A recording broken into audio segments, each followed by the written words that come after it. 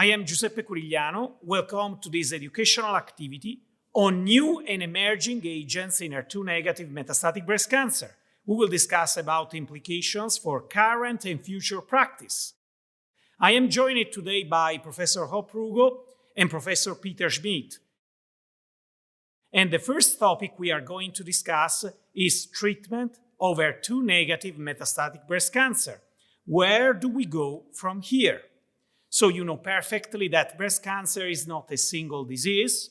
We have HR-positive, HER2-negative disease, and the HR status will include presence of estrogen receptor and progestinic receptor or both, or absence of estrogen receptor and progestinic receptor.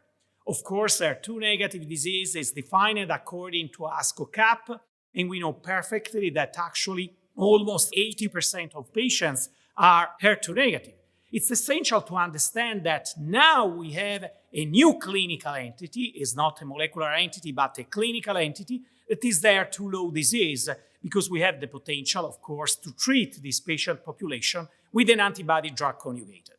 So when we discuss about HER2-negative metastatic breast cancer, we have a Pandora box. Many agents, SERMs, aromatase inhibitors, SERD, CDK4/6 inhibitors, PI3 kinase, AKT, and mTOR inhibitors, PARP inhibitors, and of course, antibody drug conjugated. The standard of care for HER2-negative disease, at least for the HR-positive population, is endocrine therapy plus CDK4/6 inhibitors. In the second line, we have still endocrine therapy plus a treatment that should be selected according to the expression of a biomarker.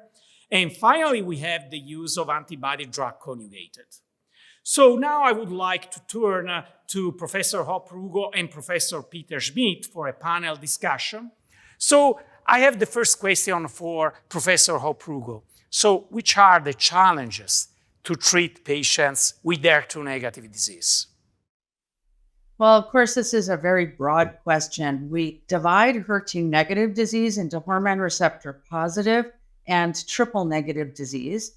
And for the hormone receptor positive cohort, we use sequential endocrine therapy with targeted agents when appropriate, followed by sequential chemotherapy. And for triple-negative disease, we really have used sequential chemotherapy. The challenges, the advances that we've had are important. We know that there are targeted agents that we can add to both endocrine therapy and for triple-negative disease to chemotherapy to improve outcome. But the big challenge is understanding appropriate sequencing of these different treatment options in order to optimize both patient outcome. In that, we mean improving survival as much as possible, delaying progression of disease, but optimizing quality of life. We really don't have the tools to best sequence these agents. For triple-negative disease, for example, we have our sequential chemotherapy agents. The one thing we know is that if a patient has immune markers with PD-L1, we should give immunotherapy with chemotherapy first because it doesn't work as well afterwards. But sequentially, otherwise, we basically use the drugs that allow us to improve survival as early as possible, as early as we have regulatory approval in the treatment sequence. For hormone receptor positive disease, we use hormone therapy combined with targeted agents using our CDK4/6 inhibitors first, followed by other targeted agents. And then we switch to sequential single-agent chemotherapy. We have antibody drug conjugates that we now use that have been shown to improve survival as well. But ongoing studies are really trying to optimize sequencing for the patients based on these markers. I think really our future needs to be finding specific markers that will help us sequence treatment for individual patients as best as possible, since we're seeing the development of resistance to multiple agents earlier in the course of therapy, given our new agents.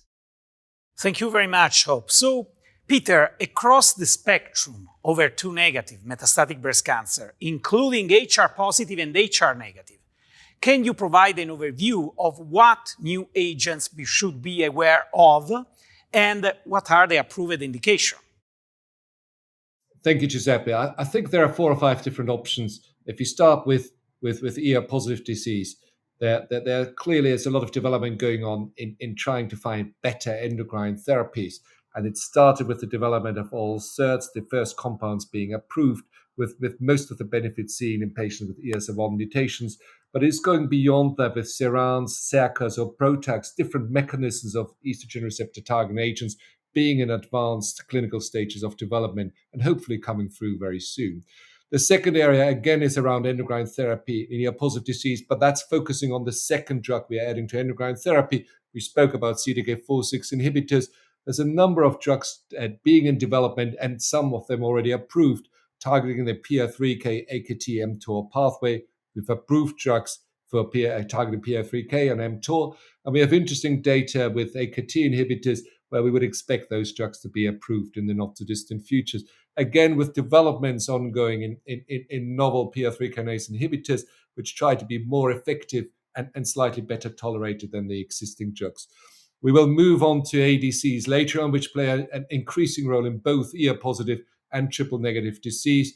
You mentioned briefly immune therapy, which obviously at the moment only plays a role in triple-negative breast cancer in the group of patients with both PD-L1 positive tumors. But again, there are attempts ongoing to widen the target indication, for example, with novel combinations with ADCs. And finally, we're still working on DNA damage repair targeted agents with PARP inhibitors, obviously already approved in patients with germline BRCA1 or 2 mutations. But there is expansion work ongoing, trying to widen the target indication, for example, to patients with other germline mutations or patients with somatic mutations in those pathways, in addition to new drugs being developed. Thanks a lot, Peter. So, Hope, I have another question for you.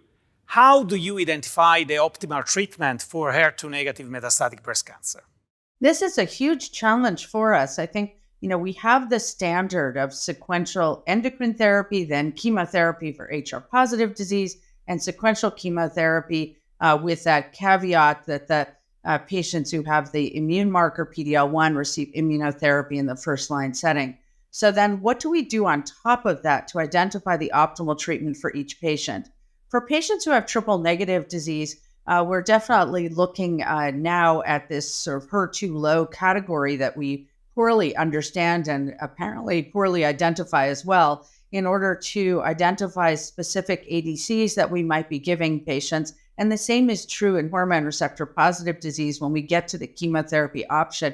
And that, I think, is the one thing that we're using now to try and sequence a little bit more. We use the clinical phenotype as well. For example, does a patient have brain metastases or more visceral dominant disease in order to determine the optimal strategy? For HR-positive disease, we can look at mutations in PIK3CA, ESR1, somatic mutations in BRCA, in HER2, and then germline mutations in BRCA for both hormone receptor positive and triple-negative disease, in order to understand where we can put targeted agents into treatment before we get to the chemotherapy option. And at the same time, we're trying to move the new chemotherapies, the antibody drug conjugates, as early as possible to see whether or not they further improve outcome. So, Peter, to you the conclusion and the most important question: how to sequence treatment in HER2-negative metastatic breast cancer, considering two different pathways, the HR-positive and the HR-negative? Thank you, Giuseppe. I think defining the optimal sequences sounds like an easy task, but is actually clinically really difficult because we haven't got good trials that look into different sequences of therapies. What we're doing in the clinic is we look at what we think is always the most effective therapy in let's say, a first-line, second-line, third-line setting. We also look at how those treatments may be approved and therefore available for patients. We obviously look at the patient, assess their disease, look at how rapidly progressing or not the disease is, whether there's visceral involvement, also whether we have some predictive biomarker, ESR1 and PIK3CA were mentioned earlier for hormone therapy, or PD-L1 for immune therapy. The bottom line is ultimately, this is not a very rational decision. It's based around a discussion with the patient, and often the patient preferences and the disease situation has to play a role in there as well. Just to mention one of the recent trials that actually looked into sequences, Sonia trial, which was really interesting because giving CDK4/6 inhibitor in a first-line setting is clearly leading to a better progression-free survival. But this trial assessed whether we need to give those drugs in a first or second-line setting with a crossover design. And whilst there was a benefit after the first line of treatment, with starting with the CDK4/6 inhibitor, if patients were switched over after the second treatment, there was no difference between both strategies. That came as a surprise to some people, but just highlights the need for having effective, prospectively planned trials that look into treatment sequences. Thanks a lot, Peter. HER2-negative disease is not a single disease, but is a spectrum of disease, mainly based on HR expression. So we have two different treatment algorithms for HR positive and HR negative disease. One size doesn't fit all. We understand perfectly this.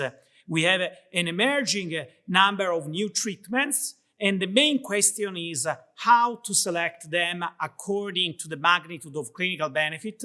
And finally, is there any biomarker to predict the activity of those specific agents? And we can learn more about this topic in the two other videos in this series. Thank you very much. In this educational module, we will discuss about current antibody-drug conjugates for HER2-negative metastatic breast cancer. Consideration for use. So we have actually two antibody-drug conjugated recently approved. Trastuzumab deruxtecan, that is approved for both HER2-positive disease and HER2-low immunohistochemical 1+, 2+ with FISH non-amplified. Usually the label is for patients who received at least endocrine therapy plus CDK4/6 inhibitors and one line of chemotherapy. And then we have sacituzumab govitecan, that is an anti-TROP2 antibody-drug conjugated for unresectable, locally advanced, triple-negative breast cancer and recently also HR-positive breast cancer, following two prior systemic therapies for triple-negative, and following endocrine-based therapy and two additional systemic therapy for HR-positive HER2-negative disease. So actually, we have antibody-drug conjugated approved as a second or third line treatments for HER2-negative, HER2-low, and triple-negative metastatic breast cancer. As you know perfectly, the pivotal clinical trial for HR-positive disease are the DESTINY-Breast04, demonstrating an overall survival benefit and a median progression-free survival benefit. This is for trastuzumab deruxtecan.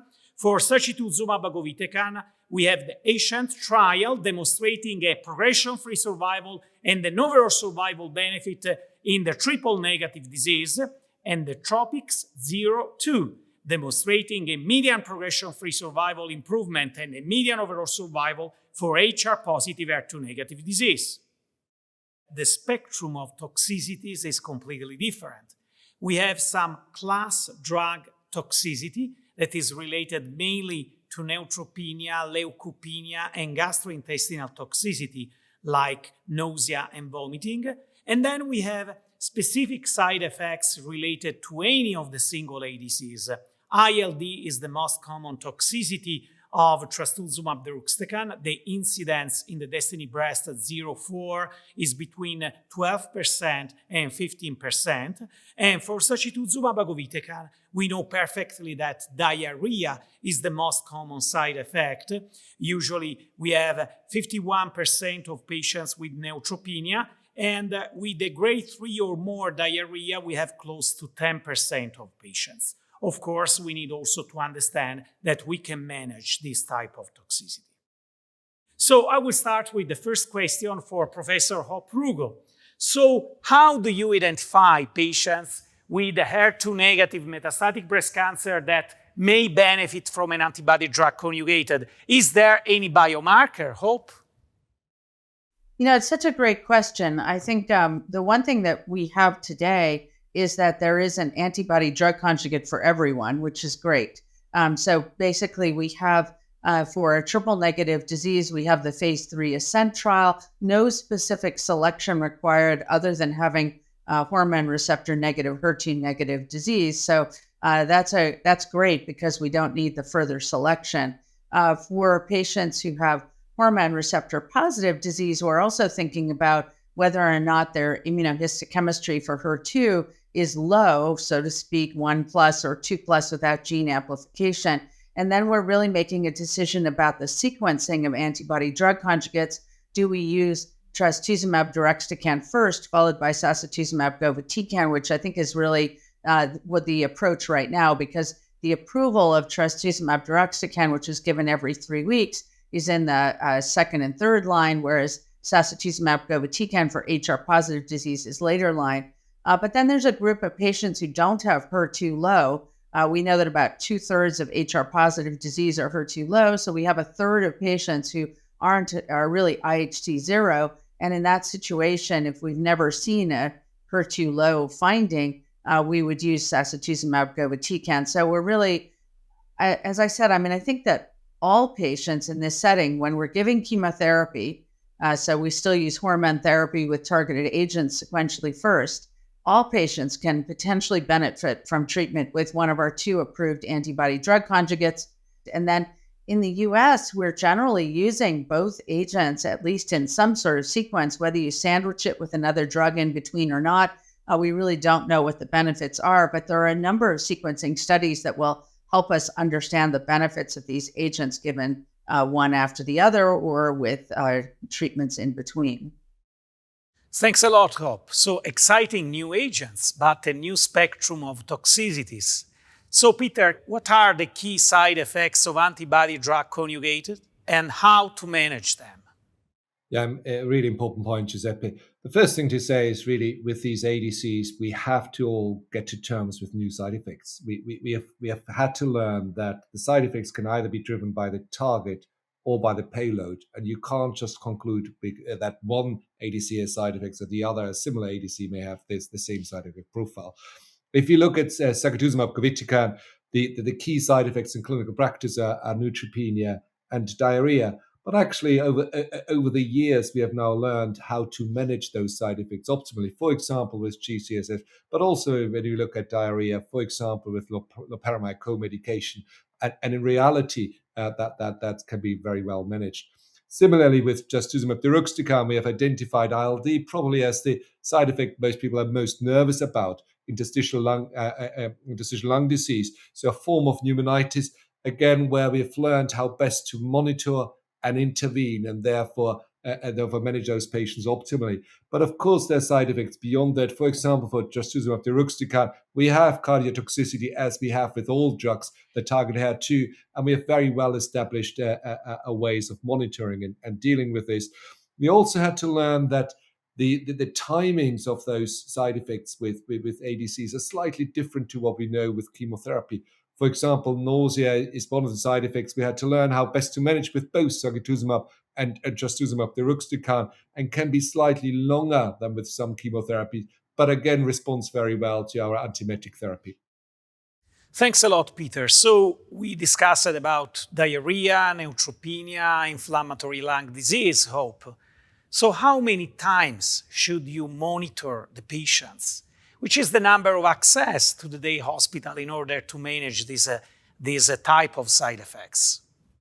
That's such an important question. And I think that it involves 2 parts. One is prevention. So we want to do as much as we can to prevent side effects. And for nausea, which is the most common toxicity for trastuzumab deruxtecan, using an appropriate pre-medication, and you can use a triplet to start with. Some patients don't get as much nausea as others, so you can definitely taper off, but starting strong is really important. Sacituzumab govitecan as well, we use a really nice, pre-medication approach for nausea that includes 2 or 3 drugs. But we found that the nausea from trastuzumab deruxtecan tends to be a little bit longer, so we use agents like olanzapine and other as-needed antiemetics to try and manage this because it can extend out to 10 days or longer. For some patients, that requires dose reduction, but for most patients, I think we can really manage it with our medications.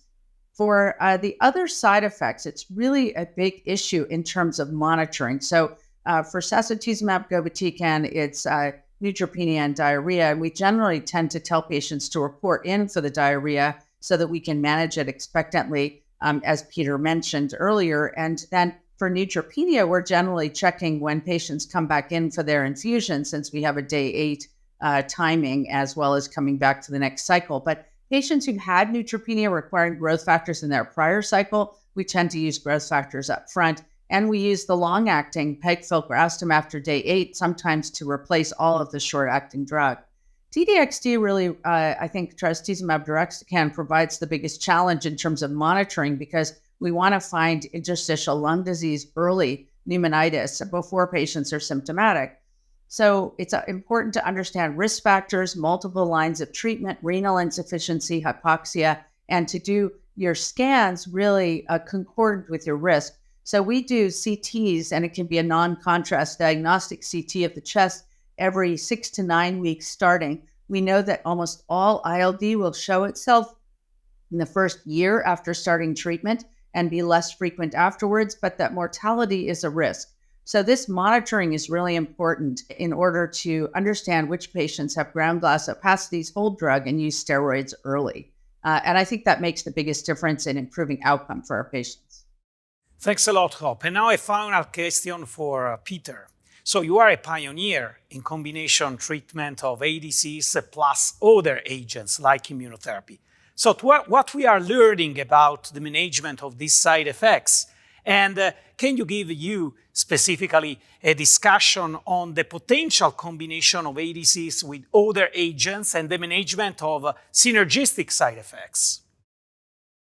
That's a complex area, Giuseppe. So I think the first thing I would say is experience, and experience goes through the whole team, is key with all these new drugs.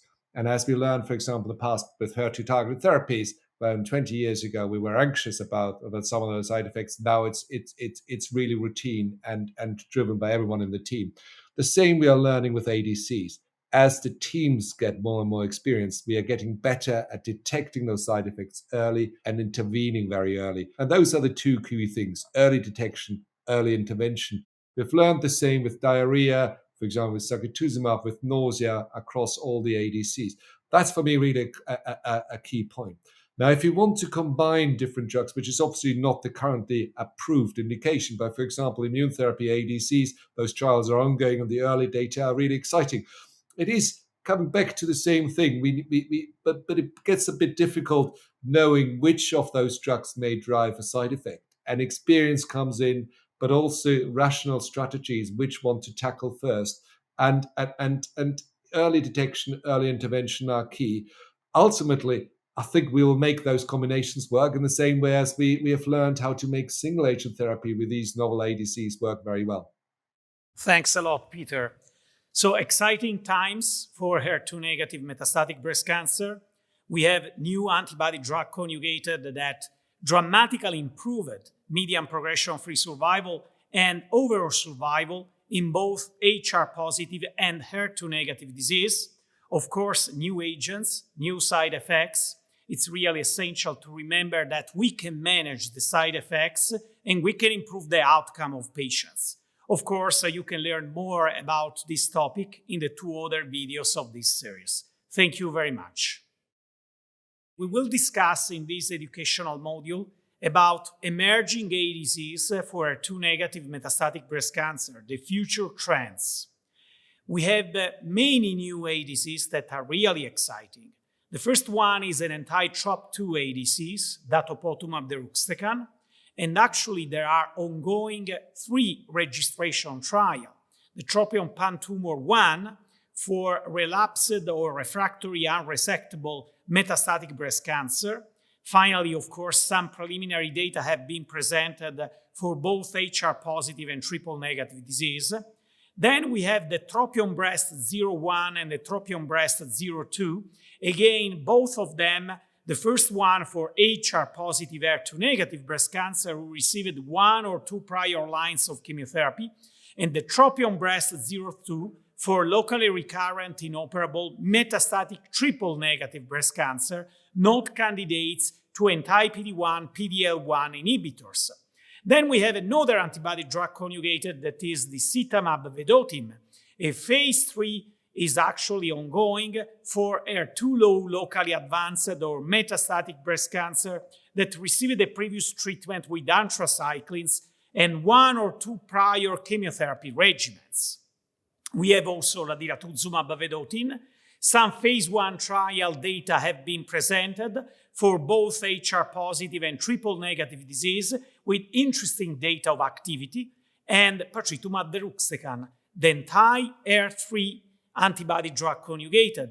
Currently, ongoing investigations are in a phase 2 trial in which we have data for HR-positive and triple-negative breast cancer, and there is the Icarus Breast 01 trial for HR-positive, HER2-negative, unresectable, locally advanced, or metastatic breast cancer. So let's now start with the panel discussion, of course, and I would like to ask to Professor Hope Rugo, how do you think emerging ADCs may impact in the future landscape of HER2-negative metastatic breast cancer? Well, I think it's a really important question that we don't completely know the answer to. We have now a whole host of antibody drug conjugates that seem to have significant clinical efficacy and really remarkable effects from the 2 approved ADCs in the HER2-negative spectrum of diseases in the metastatic setting. And what we also know is that the efficacy of these ADCs is impacted by many different factors, including, of course, most, I think, understandably, the antibody target and the payload. And we don't understand well the interaction between the antibody payload and the target. So, for example, if you had a different antibody but a similar payload target, would that mean that the drug would still have efficacy? So how will these emerging ADCs impact the treatment landscape is going to be dependent on us understanding this sequencing efficacy as well as better understanding mechanisms of resistance.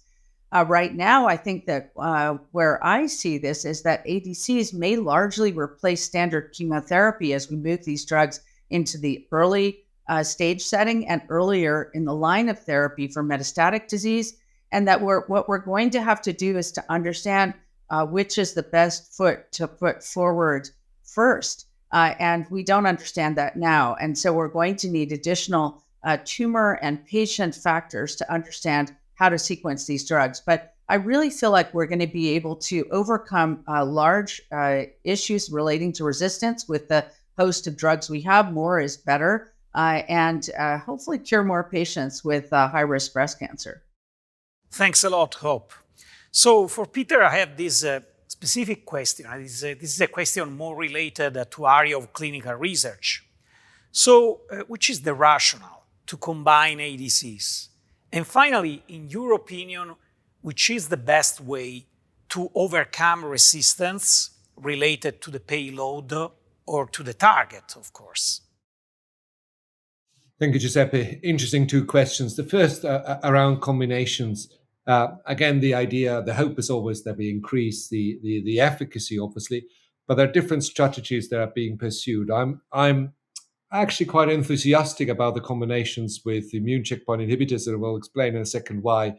The second area of combinations can be ADCs combined with ADCs, and I think this is something that hasn't been explored much, but can be explored going forward. I think the third combination, ADC with small molecules, I'm slightly less enthusiastic about because it is as combining chemotherapy, because ultimately ADCs are targeted chemotherapy with small molecules, which, with the exception of a few situations, hasn't shown to be the optimal way forward. So let's go back to the ADC immune therapy combination. There's increasing data that both concepts enhance each other. And our hope is that we can also widen the target population for immune therapy. So by giving an ADC, we can possibly make immune therapy work in patients where otherwise immune therapy mightn't work. If you look at the available data, for example, Begonia, the data with 2 arms, T-DXd targeting HER2 and Data-DXd targeting CHOP2, what we saw was in patients who were predominantly PD-L1 negative, so where immune therapy normally doesn't play a role, we saw response rates up to nearly 80% in a first-line metastatic setting. And if you put this into context in the phase 3 trials of chemotherapy and immune therapy in PD-L1 negative patients, the response rates were around 40 to 45%. So hugely encouraging signal that shows there's possibly a synergistic activity and possibly a widening of the target population. The second area of ADC combinations hasn't been explored, but the idea is using or utilizing two different targets, and therefore overcoming some of the limitations by heterogeneous expression. And it's a speculation whether that may lead us forward. Well, we obviously need to work out how best to use this in terms of side effect profiles, and that's something we need to look at as we go forward. Looking at resistance strategies and rational strategies, again, our understanding is only just emerging. As Hope mentioned, in a very simplistic way, we know there's resistance to the target and there can be resistance to the payload, and sometimes it's resistance to both. We are not very good at this point in time in identifying which of those two main mechanisms drives the resistance in a patient.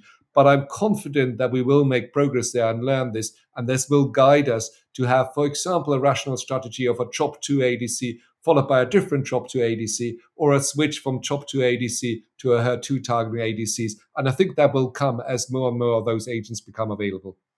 Thanks a lot, Peter. So, Hope, we know perfectly that all approved ADCs demonstrated a dramatic clinical benefit in later lines of treatment. So what if we move in the first line setting, both ADCs? And the second question is related to special populations like patients with brain mets. Can you focus on these two questions, please? So important as we move forward. I mean, I think you can hear our excitement about the antibody drug conjugates and how we're looking at both using them in sequence as well as in combination with immunotherapy. But I think that always the direction when we have effective agents remarkably improving survival is to move them as early as possible in the metastatic setting. So there are now first-line trials looking at these two antibody drug conjugates that are approved in the first-line setting, and interestingly, the experimental newer antibody drug conjugates, which will soon in the next year present data using the agents earlier in lines of therapy. We're also looking, as Peter mentioned, at combinations with immunotherapy in earlier lines of therapy as well. And this is really important, the use of antibody drug conjugates in the post-neoadjuvant setting. So after patients have had neoadjuvant therapy for triple-negative disease and have residual disease, rescuing these patients with antibody drug conjugates. But another way of assessing the value of these agents is to give them first in the neoadjuvant setting, not just for triple-negative disease, but for patients with high-risk hormone receptor-positive breast cancer as well, where we're beginning to understand, as Peter mentioned earlier, the benefits of immunotherapy in a specific subset of patients as well. So there are a lot of areas where we are moving these agents. Now, brain metastases remain a huge unmet need in the treatment of our patients with all subtypes of breast cancer across HER2, hormone receptor status. But we know that the most aggressive subsets of breast cancer have earlier and more difficult to treat brain metastases, as well as the impossible to treat leptomeningeal disease. We've seen some early evidence of efficacy with antibody drug conjugates in the treatment of patients with brain metastases. So that's opened up a whole new area where there are trials looking at the efficacy of antibody drug conjugates in patients with brain mets. And even more importantly, at the ability of these antibody drug conjugates to prevent or delay the development of brain metastases. So this could make a huge difference for us in the future. Thanks a lot, Hope. This was an exciting discussion. So just to summarize, we have many new ADCs under development. Of course, thanks a lot for attending this educational activity, and you can learn more on this topic on the other two videos of this series. Thank you.